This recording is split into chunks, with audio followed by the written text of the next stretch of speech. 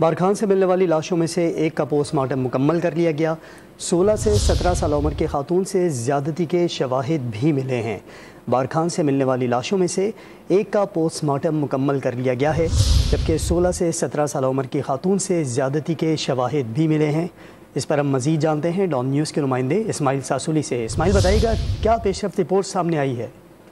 जी, इब्तिदाई तौर पर जो पोस्टमार्टम रिपोर्ट है उसमें जो खातून की बताया जा रहा था कि जो खातून है मोहम्मद खान मरी की एहलिया है, मगर इब्तिदाई तौर पर जो रिपोर्ट है वो 16 से 17 साल इस खातून की उम्र है और इस पर ज्यादती की शवाहिद भी मिले हैं और इसके चेहरे पर तेजाब फेंके गए हैं और चेहरे को खराब किया गया है।